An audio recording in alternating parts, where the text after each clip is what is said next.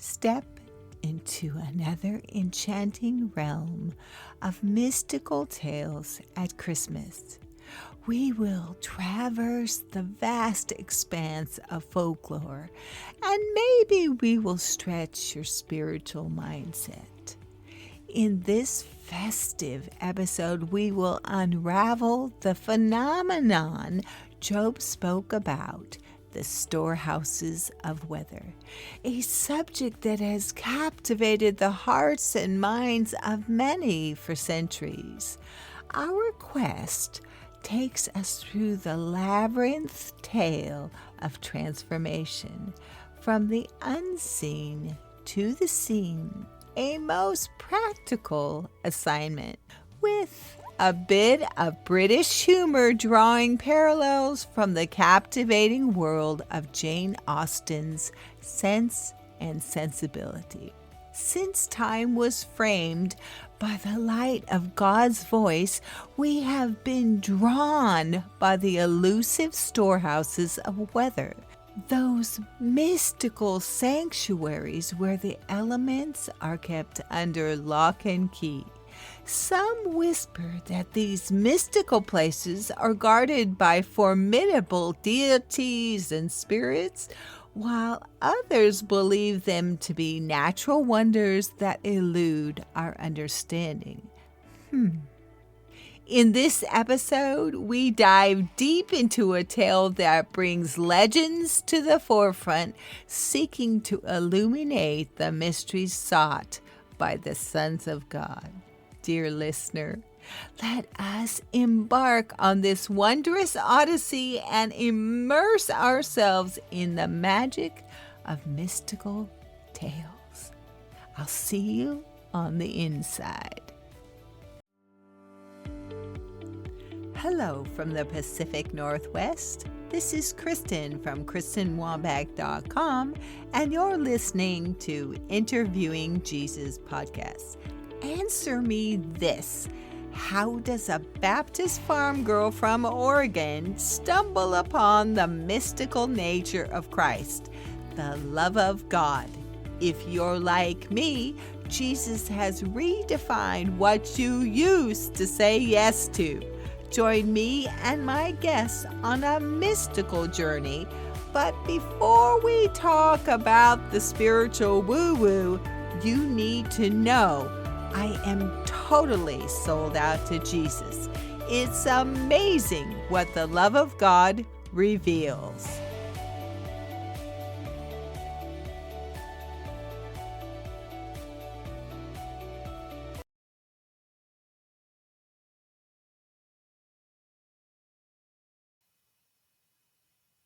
Let's do this. Welcome to you this evening. And I say this evening, it is 10:56 on a Thursday evening. I have been writing off and on all day, scripting out, thinking about the tale that I'm going to share with you today. What a delight to continue our journey of mystical tales. In my weekly accomplishments, aside from recovering from a cold, 2 trees are decorated thus far. Though the Christmas boxes still fill my hall, the biggest tale of all is I have 3 more trees to sprinkle with glitter and bow this season. If that just makes you gasp, then I urge you to look once again in the face of a child. A child believes goodness twinkles with Christmas lights, and they notice that people sing in the course of 30 days more than they have for the entire year. Children believe without effort, they forgive without payment, and love because it's closest to the heart. Today, we are going to stretch our arms all the way from English literature to the Pacific Northwest. Are you ready? Okay, I'm looking forward to telling this to you such little secrets that I love to share. So I invite you to hear the miracle, even though I'm going to set an edge to the saying. From one of our dearest characters, Mrs. Dashwood, to her youngest daughter. Hush, please. That is enough, Margaret. If you can't think of anything appropriate to say, you will please restrict your remarks to the weather. And just so, we will talk about the weather.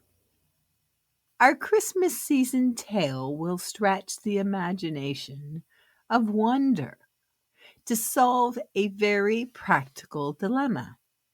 It's hidden only in the pages of my journal, yet it's written in the records of heaven. My neighbors who see me walk my dog down Merloy Avenue, or the farmers who for generations have tapped into the bounty that flows from rivers and streams and creeks, our First Nations people, like you and I, hold treaties in our hand, and my local countrymen whose prayers may need a little bit of an upgrade. There are things hidden in the spirit to delight the best of storytellers. We are governors, stewards of creation that hold the restoration of all things. Faith is not meant for the known, but to discover the mystery of the unknown. Let me say that again. Faith is not meant for the known, but it is to discover the mystery of the unknown. I'd like to put a looking glass, a magnifying glass, over a familiar statement. What someone doesn't know won't hurt them. Is that true? What someone doesn't know won't hurt them. Remaining ignorant or uninformed about something will allow someone not to have worry about or feel responsible for or get upset by it. An example: where are you going?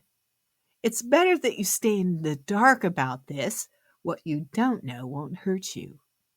You know, Mom will freak out if she finds out that you took the car without asking.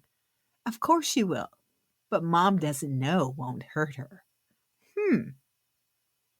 If we choose to remain uninformed, what happens to the magic that could undo worry?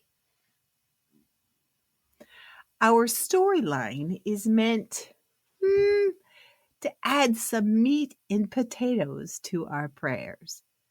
Our sonship from the 1990 movie adaptation of Simple and Simplicity. You know, when Mr. Dashwood died, he must leave a bulk of his estate to the son by his first marriage, which leaves his second wife and their three daughters, Eleanor, Marianne, and Margaret, in straitened circumstances. Do you remember the movie? They are taken in by a kindly cousin by their lack of fortune.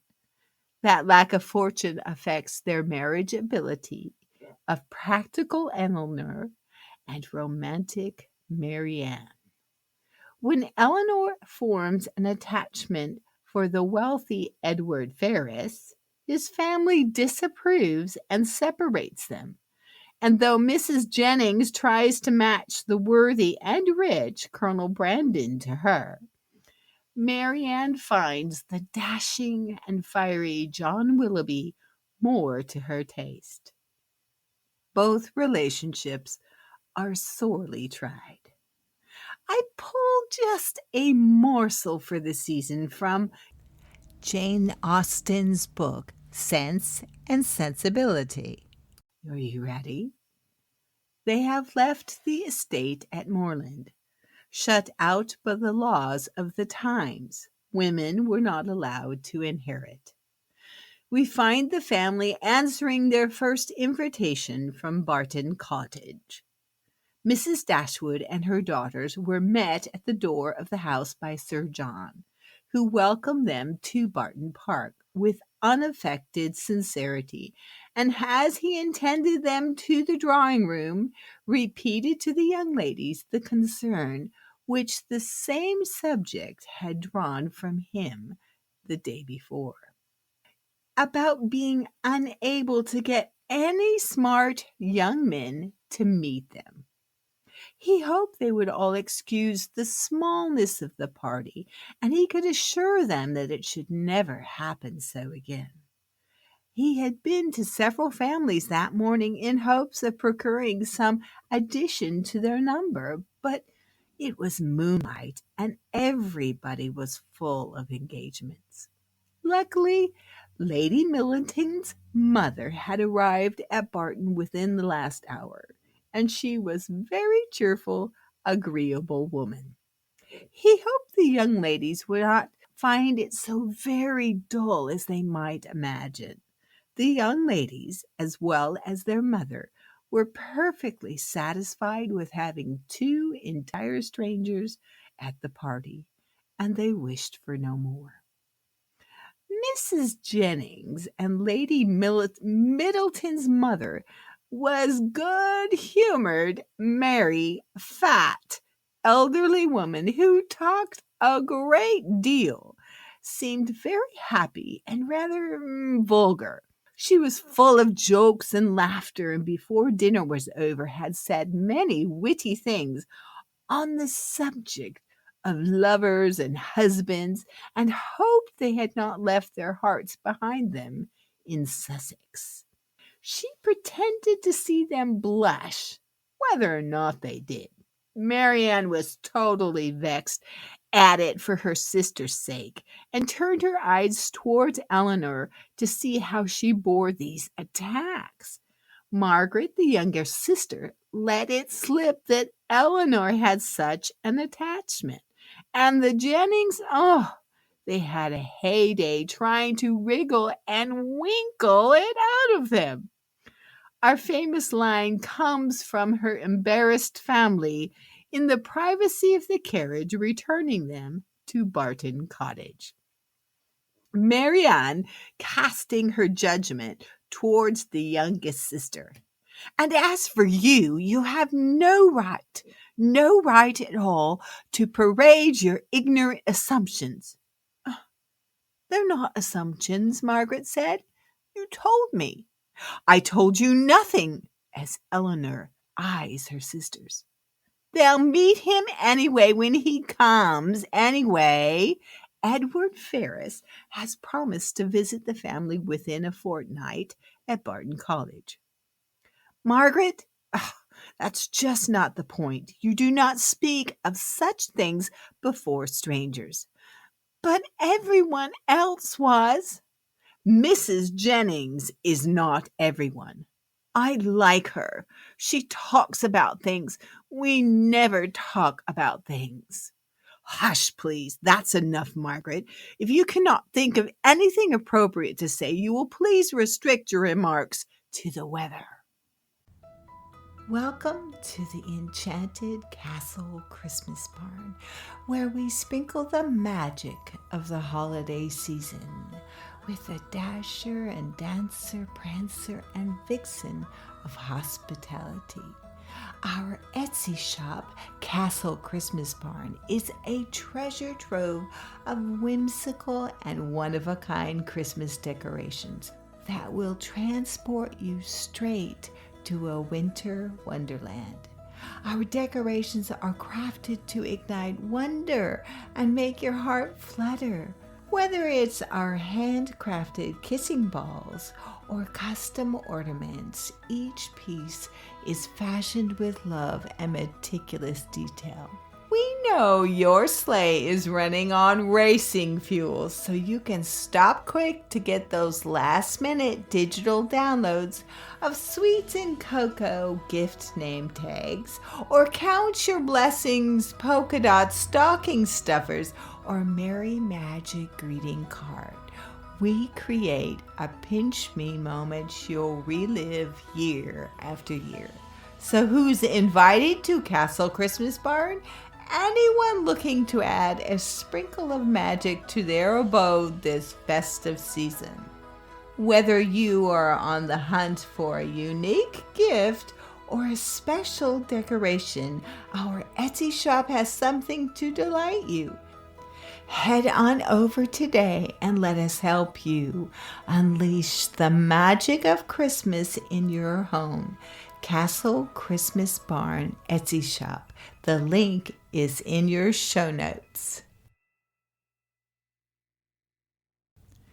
The episode is set, and we will restrict our remarks purposely to the weather, to our story of transformation. For years, my husband and I had the pleasure to pass over the Cascades for the new year and enjoy respite and rejoicing with our dear friends from Lapine. This year, I traveled a couple of times before the end of the year. The Cascade Mountains, they stretch from the borders of Mexico to the wilderness of Canada. Highway 22, I'm very familiar with. It curved between forest towns, crossed high points of the Oregon Trail, and reaches its highest point at 4,236 feet of elevation, cresting west of the Santiam Junction at Tombstone Pass, where the Iron Mountain Trail provides a wide path for snowshoeing or cross-country skiing on an old wagon trail. According to the Forest Service, the pass got its ghastly name from a tragedy in 1871.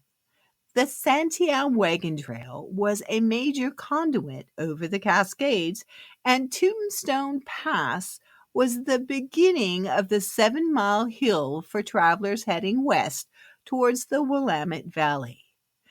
Can you imagine a 7-mile incline with horse and wagon? While stopping overnight to camp with his family, an 18-year-old James McKnight was accidentally shot as he retrieved his gun from between two bedrolls. His grieving mother placed a tombstone in his honor. Now, the road is covered in snowshoe and ski tracks rather than wagon wheel ruts. The trail provides an excellent view of Iron Mountain and other peaks poking above the timberline, so my crest is covered in history. You know, the summer had been long, and the fall lingered behind to catch us up in precipitation.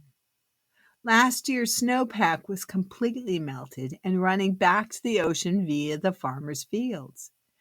Agricultural worry, it was on the heart of many, and the news reporters regurgitated fear and chalked it up as global warming. The roads were clear, the fir and the pine thirsted for a good rain. To say I have a vivid imagination, I'd answer, isn't everyone supposed to? The unfinished book clearly shares my wagon trail journey from spiritual blindness to heavenly kindergarten. I can see. What did we say earlier? What someone doesn't know won't hurt them? The mountains would beg me to think different. My little white Honda and I rose up over the summit from Tombstone. I prefer a quiet car. I'm not really into too much music sometimes, or I'll listen to podcasts. I probably was just jabbering away with the Lord, talking, taking full advantage of my hiatus away from my busy and noisy home. Like a snap of a camera, viewed peripherally, a snippet just like passed. What was that? Seated on his painted mount, 50 or so yards into the dry forest, he watched me drive by, just as you would imagine. Huh. His royal figure broke the monotony of trunk after trunk of the pine. My spiritual eyes kept looking, and I drove by. Lord, um, did I see what I think I just saw? Does the Lord ever answer a straight question with you? He's a notorious question asker. What did you see, Kristen? Now, there is a greater interest in the conversation in our car, right? Okay. If it's good for Jeremiah, then who am I to stir up his ways, right? I saw what looked like a scene from a movie. A Native American, he was bare chested, long hair with a feather dangling, had a loincloth on, and he was seated bareback on an Appaloosa. Textbook Hollywood, staring at me as I drove by. Well, the Lord said, yes, you've seen right. I can still see him staring at me. By this time, I was ascending the long road of pine trees into Sisters with 1,000 questions on my tongue. The Lord smiled at me and said, you just go enjoy your visit with your friends, and we'll talk about it later. Later? Talk about it later? My mind was filled with questions, but the delight and the distraction of friends, it just took the lead. My 3-day stay went quickly. We hugged, and I bid them a Merry Christmas, and I vowed we would see each other in a couple of weeks over the New Year's. The air was crisp and dry. No rain, which meant no snow, kept the doors closed for most of the livelihood on this side of the Cascades. People's lives and businesses were struggling. Bend, a winter playground for many, and the ski lifts, winter rentals, and resorts, they were feeling it.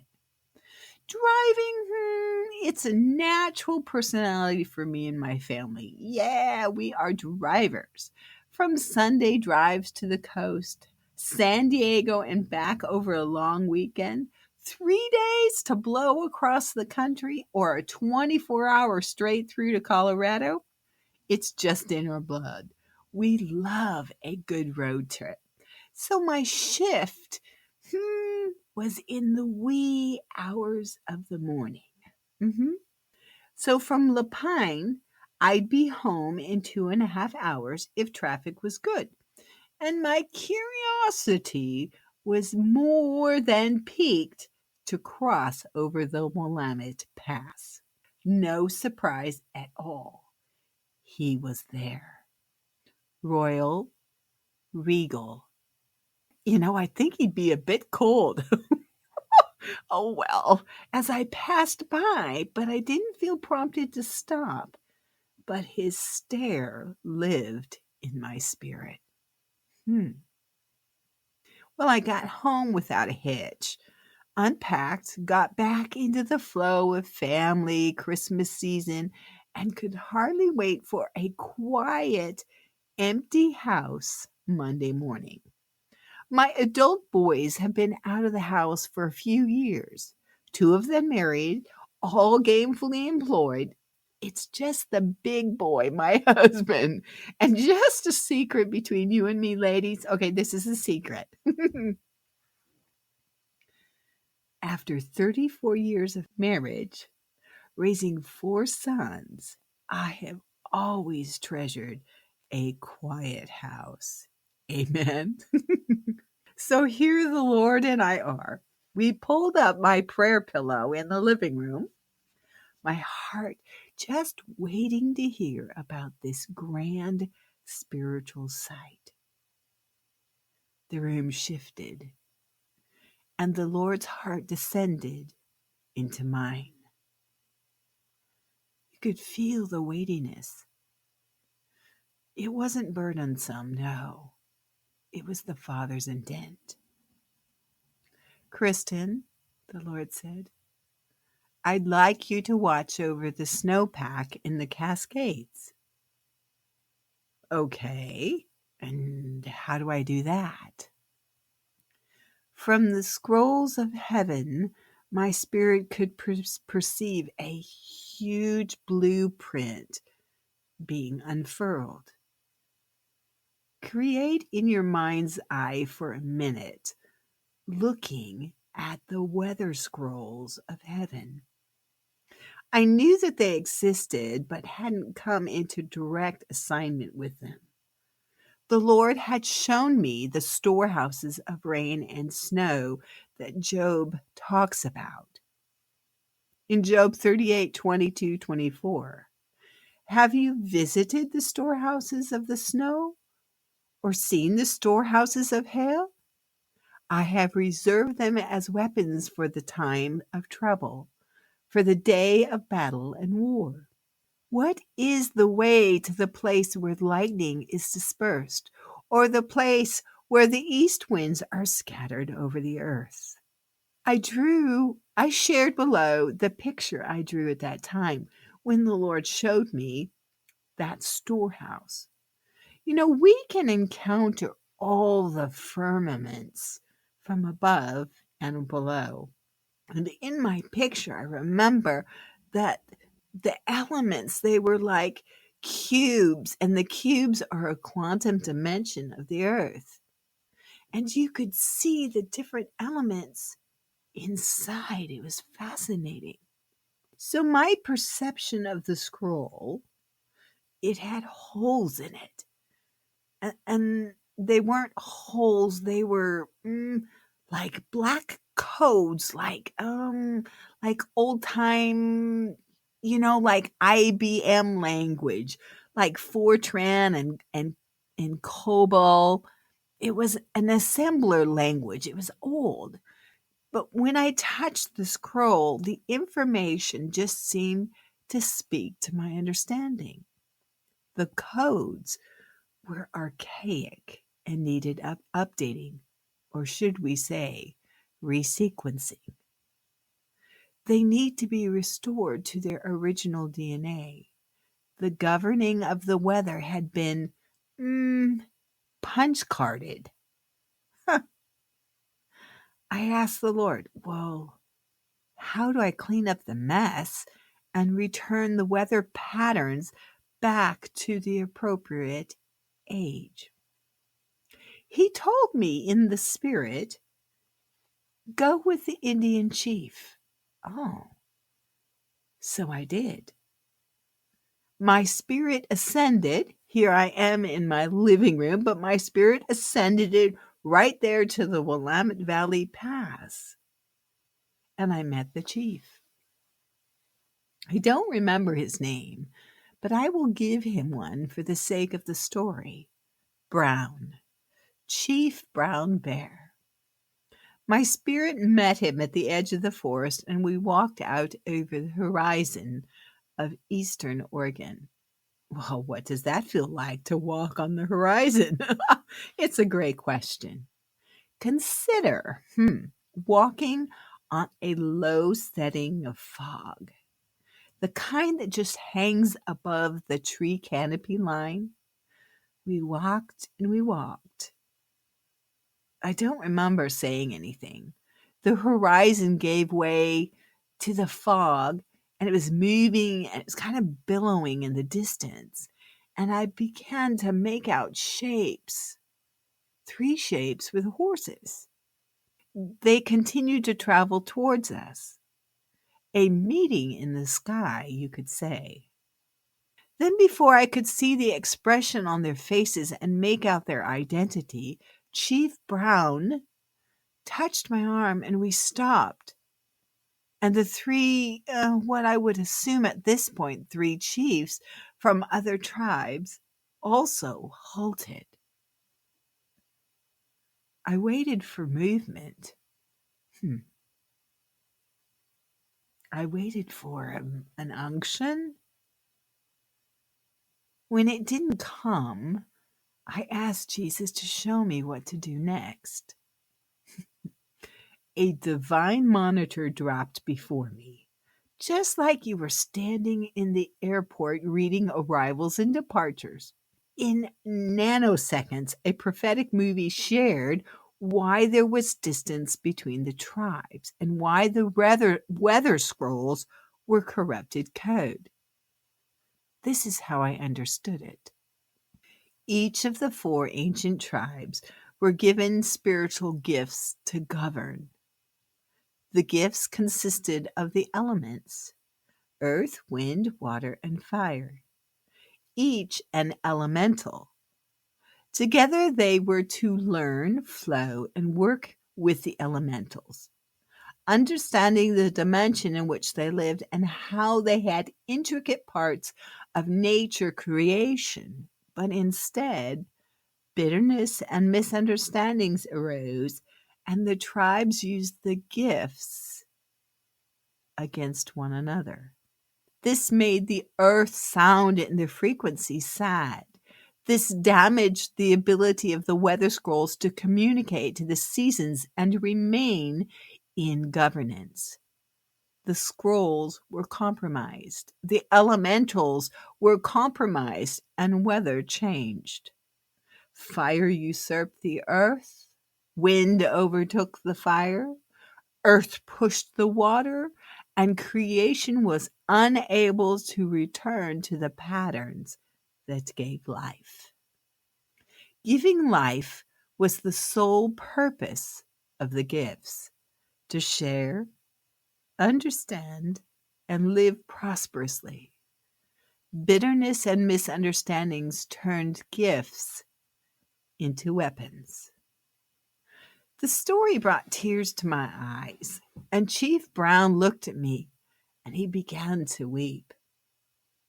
A dissension left a mess that affected future generations that had no understanding how to clean it up. And this is where my assignment came in. This is why Chief Brown's presence was waiting for me, for someone who had eyes to see and ears to hear. It's odd how your spirit responds. I have just learned to watch, interact, and ask questions later. My spirit arm reached down through the dimensions of the horizon and grabbed 5 stalks of wheat. Carrying the wheat, I instructed Chief Brown to come with me to meet the other tribal chiefs. We walked to the center of the invisible divide. It's as if the wheat was a symbol of peace. Such an interesting notion, I noticed. When the chiefs walked, with their horses following in hand, clinging to the ceiling of the horizon just under their feet, like we were walking on frozen fog, were the elements. Each element was under the footstep of the chief that was graced to govern it. It was an auspicious moment, a wonderful sight. As if feet of fire and soles of earth and steps of wind and trails of water, the living destiny scroll of each of these ancient tribes who walk the earth, one can only imagine how many years before. I handed each of the chiefs a stalk of grain bearing wheat. Looking into their eyes, I could see a wash of emotions, both joy and relief. the lines of understanding on their face, the words that were never able to be unspoken or undone or reversed, because life and breath changed its address. I watched them. Each stripped the head of the wheat in their hand and began to crush the grain, and the holes loosened its fruit. The significance was written in their actions. The whole casing divinely winnowed on this living threshing floor.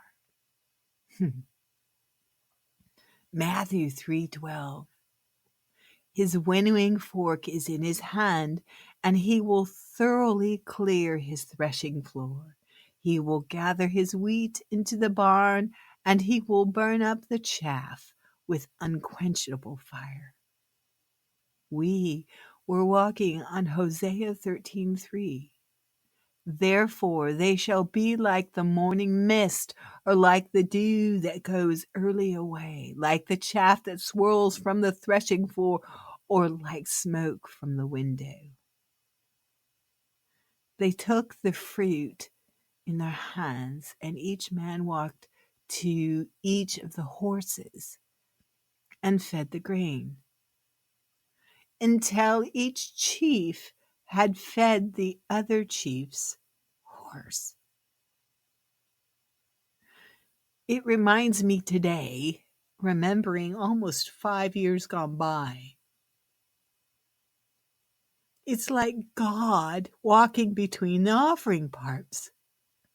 In Genesis 15, when the sun had set and the darkness had fallen, behold, a smoking fire part and a flaming torch appeared and passed between the halves of the carcasses.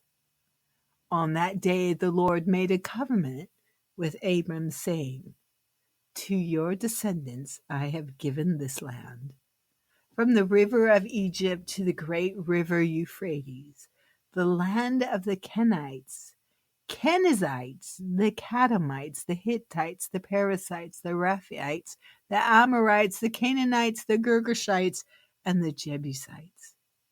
I didn't see the Lord's response. I felt it. Jesus had restored the tribes and the elements and gifts to them, with smiles and hugs and embraces and tongues I could not understand. They each mounted their horse and rode off together, united as one. They were gone.